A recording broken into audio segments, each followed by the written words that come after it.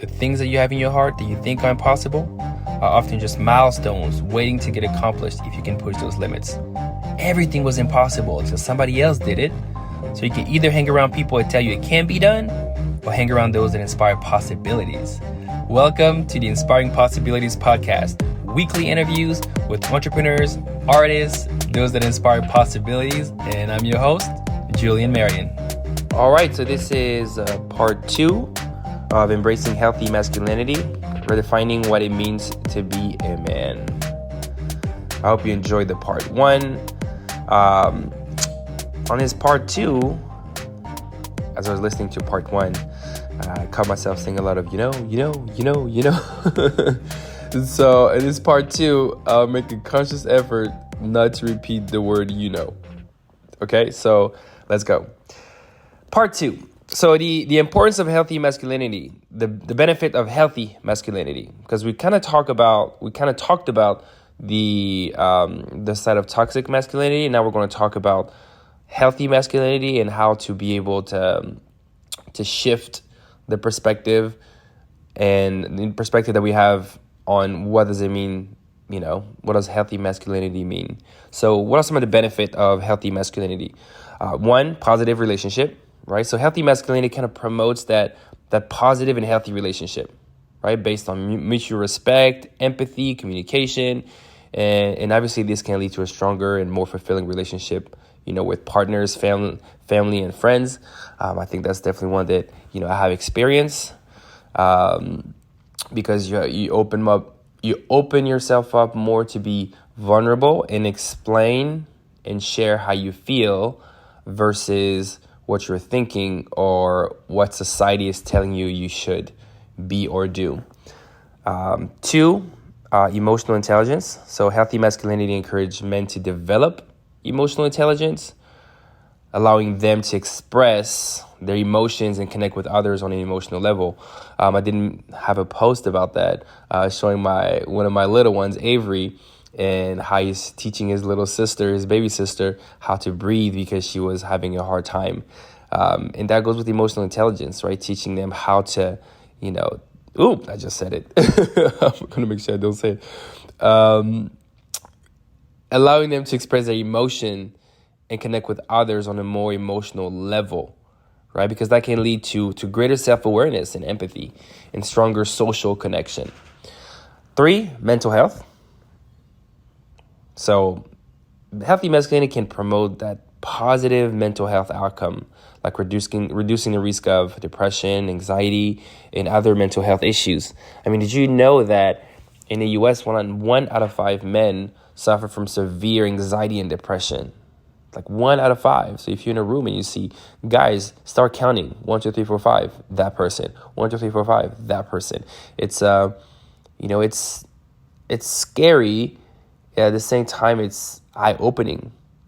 But if we know that healthy masculinity can help promote mental health, because healthy masculinity encourages men to seek help and support when needed and to express their emotion in a healthy way, then that makes sense. I have, say it again. That's 2. I'm going to start doing push-ups for every time I say, I have a friend that had that shirt that said, "Do not suffer in silence." And I think for men, that happens more often than you would like to admit, because you're there, and the only way that you will seek help is if I'm about to die. If I have to go to the ER, that's when I'm going to ask for help, because we always feel like, hey, I'm not weak. I'm going to keep on pushing until I can't push anymore, versus I'm struggling right now and I don't need to struggle right now. And so I can ask for help or support. It does not make you weaker because you do that. It actually makes you stronger because you go in and seek the help needed, and then you can navigate. So healthy masculinity helps with that mental health piece of it. Gender equality. So healthy masculinity promotes gender equality and challenges harmful gender stereotypes, because it encourages men to embrace a more diverse range of interests, behavior, and attitudes, which ultimately can lead to greater social and economic equality for all genders. And I think that has been challenged more in the past couple of years, right? With having women being in more of leadership roles, whereas way back it was historically men that were just leading. But that goes with healthy masculinity, being able to embrace that. 5, community building.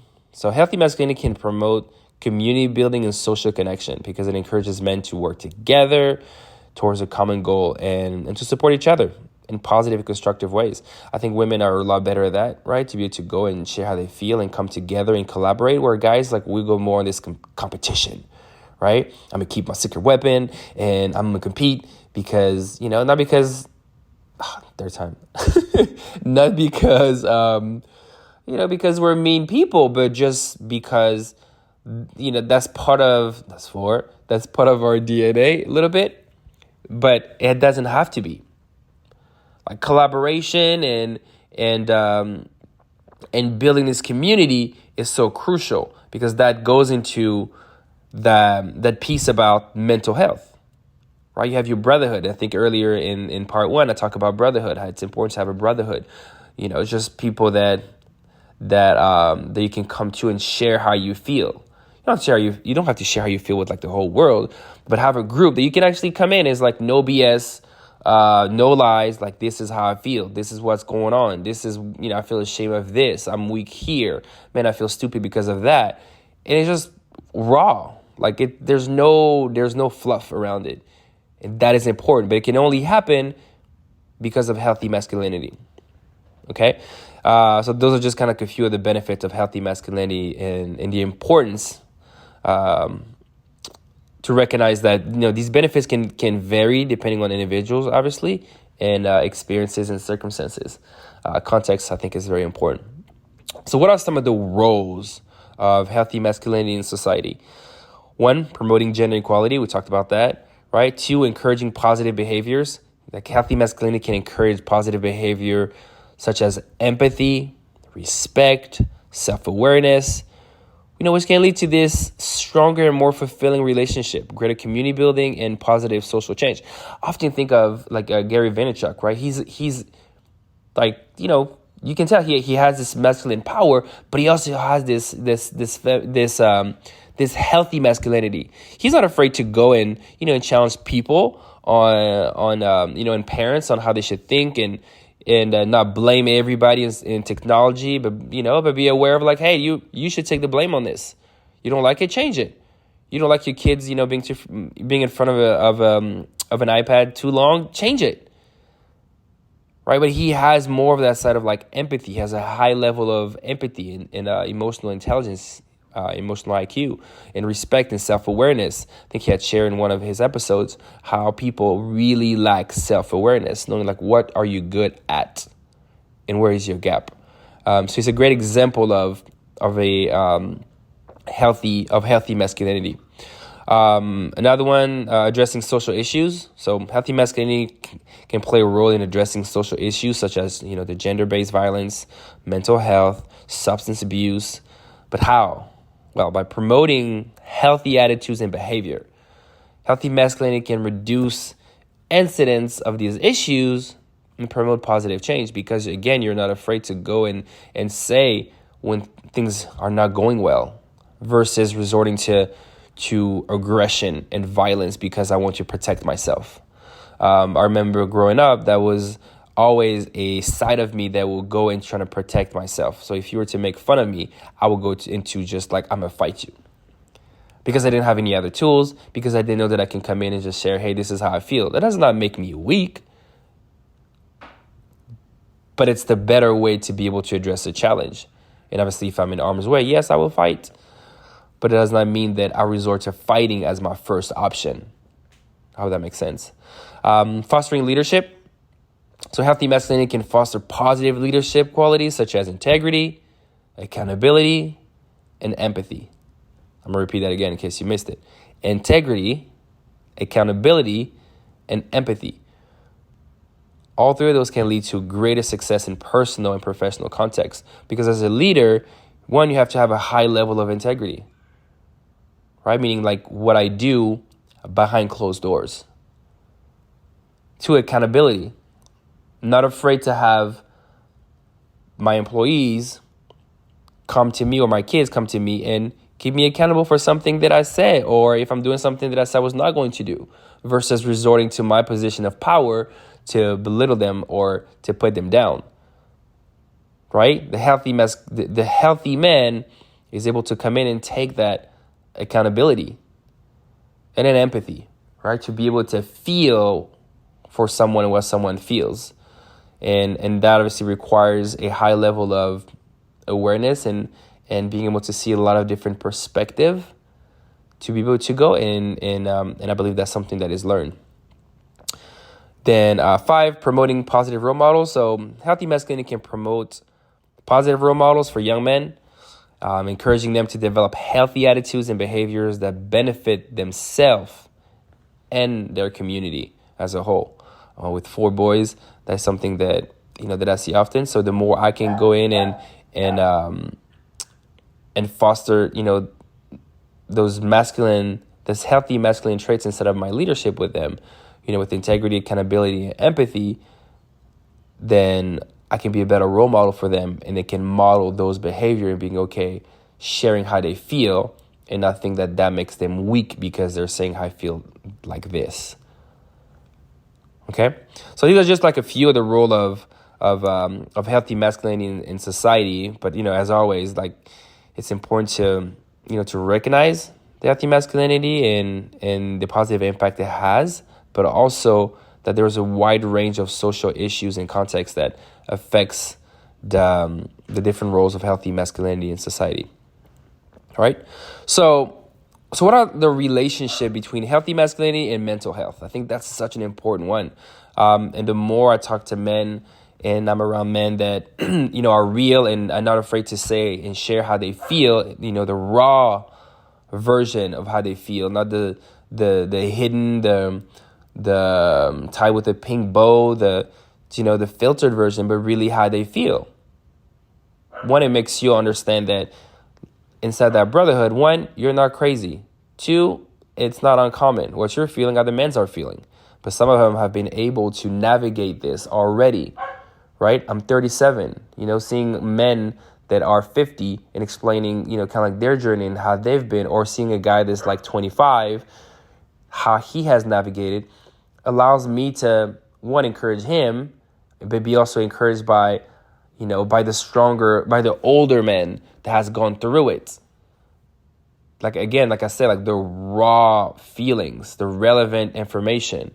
Okay, so what are some of those relationships between healthy masculinity and mental health? Because men will suffer in silence longer than what others, again, this is a general statement, but I feel like men will suffer in silence longer than what a woman would, because he's not willing to share how he's truly feeling, whereas a woman might go to her friend and share how she's feeling. A guy will keep that inside because he feels like that might make him look or sound weak, and he does not want to look or sound weak. So healthy masculinity can have a positive impact on, like I said, the mental health outcome for men. So this is because it encourages men to develop emotional intelligence. We talked about that word. It used to be a buzzword before, emotional intelligence, right? Not IQ, but EQ, emotional intelligence, right? By expressing their emotion in a healthy way and seek help and support when needed. Brotherhood, I think, is one of the biggest one that you have. Not a fraternity, but brotherhood. A group of guys you can come in and share how you really feel. And I know I'm going to keep on repeating that, but it's important to have a brotherhood to be able to go through life and not suffer in silence. So all that by promoting positive attitude and behaviors. Healthy masculinity can obviously reduce the risk of mental health issues, such as depression, anxiety, and substance abuse.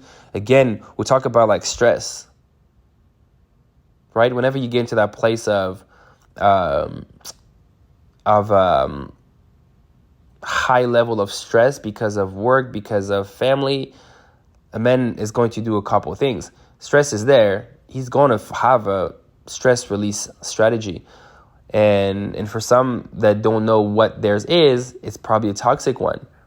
Right? We're talking about alcohol. We're talking about pornography. We're talking about drugs. We're talking about overindulgence in food. We're talking about too much fitness. Right? You can see some guys like they're like overly jacked, overly fit, overly, and you're like, what's going on, man? Like you don't compete anymore. Like, why are you so fit? Okay, so obviously there's a place for some people that's their hobby, but there's also that place where this is how some guys deal with stress, but they go to the extreme of it. Right, so being able to have, to tap into this healthy masculinity as a model, help with those issues, with the depression, the anxiety, and the substance abuse, to sedate this burnout that we're feeling, this stress that we're feeling in our body, and we think that this is the only release that we have. It's like to just take something or do something. We don't think of like sharing is going to do a release, whereas that's not accurate. Being able to share with other brothers help you release stress and feel confident in decisions that you have. All right, so if you have to kind of put them in contrast, so the toxic masculinity and healthy masculinity. So the toxic masculinity can have a negative impact on mental health, right? Because it discourages men from expressing their emotion, from seeking help and support, and obviously EQ, developing emotional intelligence. And all this can lead to the feeling of isolation, shame, inadequacy, which can contribute to mental health issues. Man, I remember whenever, I had left corporate and, I had the podcast. That was the beginning of the podcast and it was doing well. It got ranked number 4 on iTunes for news and noteworthy, and things was really well. But I was still at this place of, I think, toxic masculinity. And then I didn't pay attention to, hey, you don't have a W-2 anymore. Like you're a full-time entrepreneur. Like you have to, quote unquote, hunt to eat, right? Work to eat. Like it doesn't just come in. Like you had to go and sell something to get something, and I didn't do it. And so we ended up having to sell our house, and house that we had when we were like in our early 20s, and it was like one of the lowest price you would have. It was a 4-bedroom, 3-bath, I think, or 4-4, something like that. So just a great deal, and we had a growing family, and so having to sell the house because we didn't have any money coming in, and just that level of shame that I felt for myself, that how in the world have I put my family in this situation, right? Where now you have to sell your house, you have to pay cash for a year because you don't have, you can't show that you have a W-2 coming in, and that sense of isolation because you don't want to share with other people the mistake that you've made. And obviously for me, like I didn't stay in that place too long. I remember sharing with a mentor of mine, and she said, "Hey, Julian, you have to put your podcast on hold, the coaching on hold, the teaching, the speaking on hold, and focus on the one thing." And that allowed me to shift and move. Because otherwise, if I didn't reach out to her, I think my sense of isolation, shame, and inadequacy, and the feeling that I don't know what I'm doing would have been so much higher. But because I went and asked and shared how I felt, and again, it was a woman, it wasn't a guy, I shared how I felt, I was able to get out of this mental space much faster than others. So again, when we're looking at healthy masculinity, so by promoting healthy masculinity, we can encourage men and young men to develop positive attitude and behaviors that benefit their mental health and their overall well-being, right? So this includes like promoting EQ, emotional intelligence, empathy, and self-awareness, and creating a culture that values diversity and promote healthy relationship. I mean, ultimately, by promoting healthy masculinity and addressing the negative effect of toxic masculinity, we can create a more positive and empowering vision of what it means to be a man, right? One that promotes mental health and well-being. And I think that once we can talk about toxic masculinity and what that is, guys can notice, oh wow, I'm actually trending over the toxic masculinity, and and people don't want to go there. They just don't have a word for where they're going. They just have the word that, well, this is what it is to be a man, versus understanding that, yes, but that's a toxic man. And you can decide to go to the route of healthy men, healthy masculinity. You're still a man. You're still strong. Nobody's going to disrespect you. But you have a high level of EQ, emotional intelligence, empathy, self-awareness, all that side. So I think a good question can be, or maybe you're thinking about, is like, how in the world, it sounds beautiful and amazing. So how the world do we foster healthy masculinity?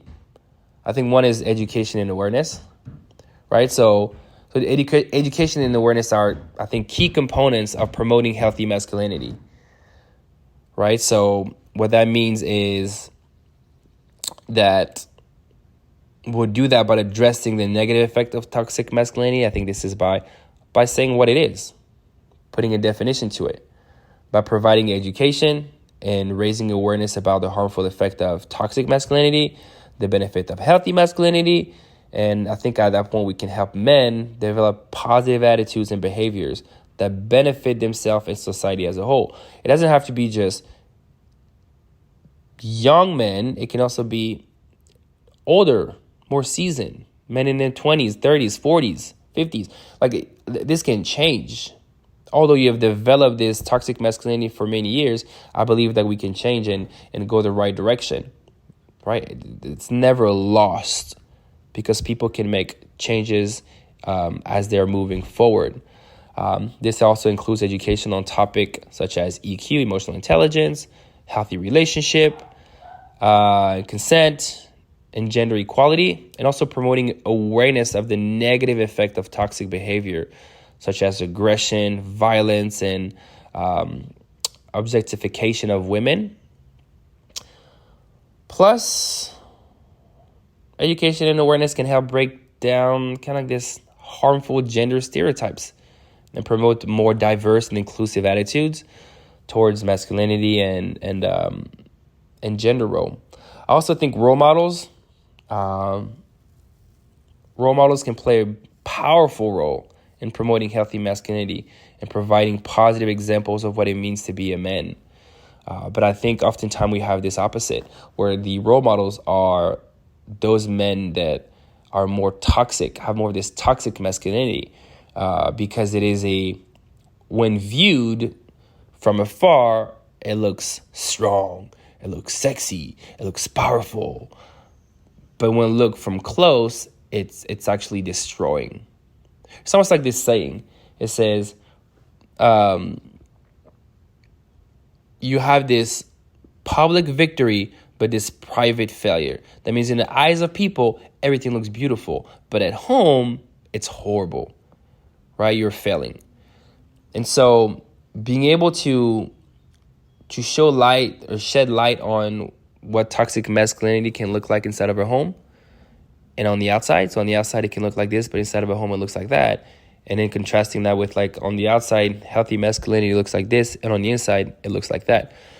I think men will pick the right direction to go, because, again, healthy masculinity does not mean weak, right? It does not mean weak at all. So role models can obviously challenge harmful gender stereotypes and promote more diverse and inclusive attitude towards masculinity, gender roles. This can help young men develop a healthier and more balanced sense of masculinity, like one that's not based on harmful stereotype and oppressive behavior.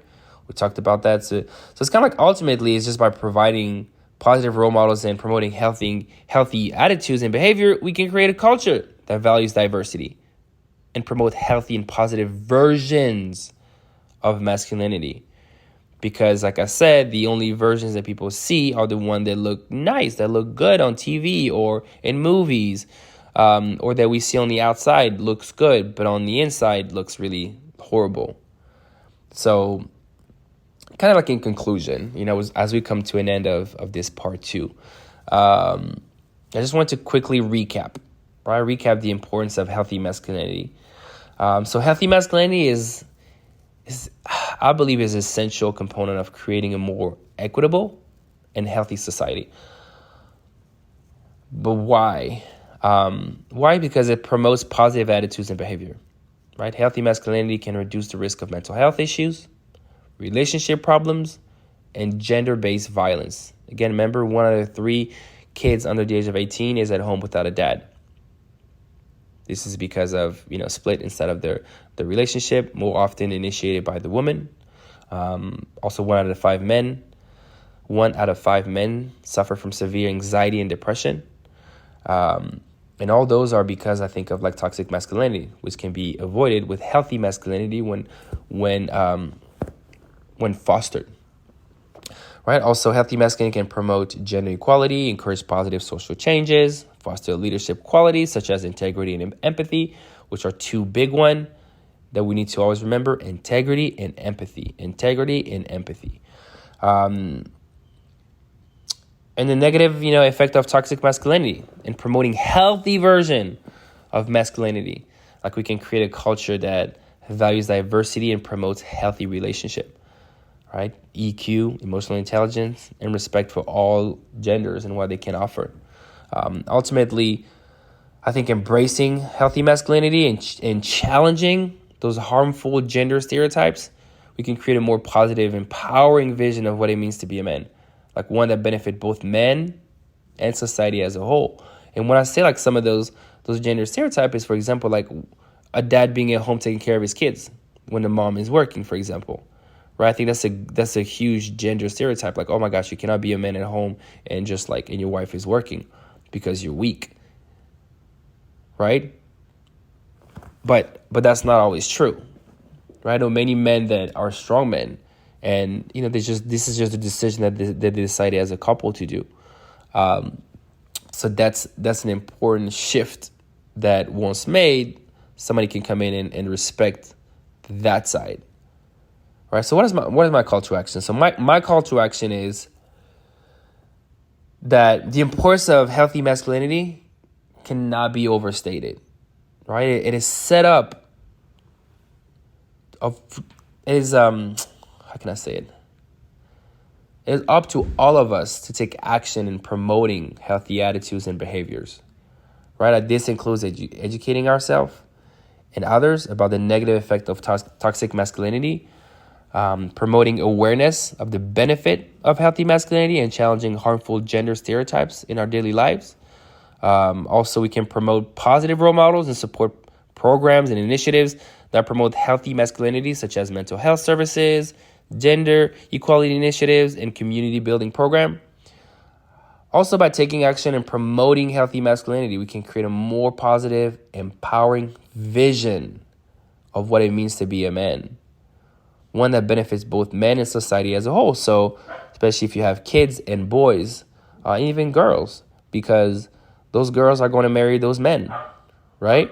And so being able to be part of it and foster the healthy masculinity helps you, right? So the call to action is clear, right? I think let us work together to promote healthy masculinity, challenge harmful gender stereotype, and create a more equitable and healthy society for all. Like, my final thoughts on this, this 2-part episode is that the more you can go and study challenges that we have as men, the more you can understand that healthy masculinity is not just a want, it's a must, guys. Brothers, it's a must.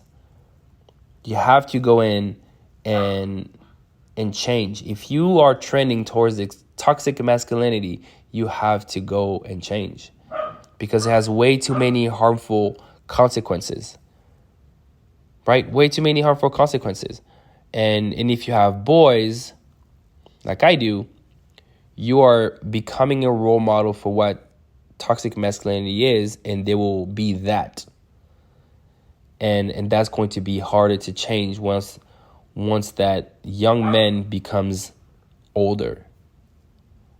Right? So just investigate, see where you are, see where you're falling. Are you trending towards the toxic masculinity or towards the healthy masculinity? And if you're going towards the toxic one, remember, it is okay to ask for help. It is okay to get coached on it.